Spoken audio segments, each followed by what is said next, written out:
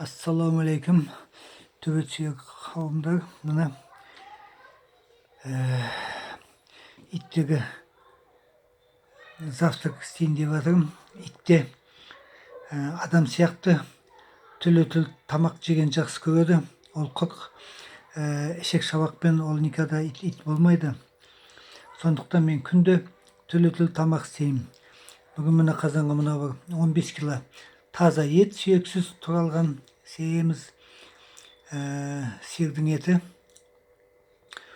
Sonra 70 kilo kazanға салып қазір қайнатам. Оған обязательно мынандай 5-6 пияз, морковь, асқабақ салам. Оның ішіне 60 килодай тамақ болады. Bir kese мынандай томат ажиге. Ол дәм береді итке. Сосын мен күніге бір түрлі тамақ істемеймін. Бүгін міне күрішпен гречка салайын деп тұрмын. Bir 5 килодай гречка аралас. Соны салам. Бүгінге ит шамалы тойымды болу үшін мына 5 кило макаронды қосам.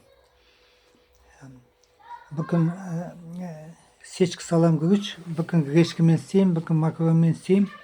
Туз обязательно. Сөйтіп тамақ істесе, ит тамақ жемей жатыр дегендерге назарына. Итке тамақты жақсылап жөндеп істесеңдер жейді, жемейді емес. Әрине. Біз өзіміз күніге 3 мезгіл тамақ жесек, бір күнде 3 мезгіл 3 түрлі тамақ жейміз. Ал иттерге күніге бір түрлі тамақ ішек шабақ тастай берсең, ол, конечно, отказ береді. Жегісі келмей қалады. Сондықтан ит оңалмайды. Onun için sendегі айтатын ақылым, күніге тамақ істесеңдер, түрлі неден істеңдер. Bir gün күріш салыңдар, bir gün макарон салыңдар, bir gün сечкімен обязательно ет.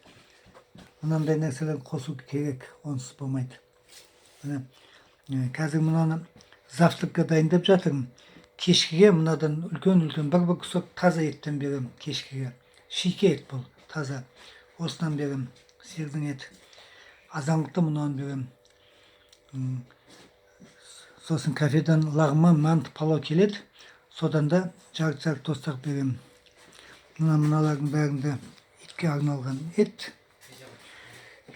Мынандай пакеттен қойған аккуратно. Күніге 2 пакет кетеді. 12 килодан, 13 килодан 25 кило салынады. Жартысы тамаққа, қазанға салынса, жартысы шикелей беріледі. Мен итке қысы жазы 2 мезгіл тамақ берем. Кемі, азанда кеш. Инада чегізден түнді мынандай иттен бір кусок берем. Ит жемесе болмайды.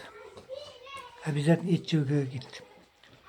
Ол кепекпен, 3 сорт ұнмен, ол атала, ботқа деген ол иттің тамағы емес, ол мал жейтін тамақ. Рахмет тыңдағаныңызға.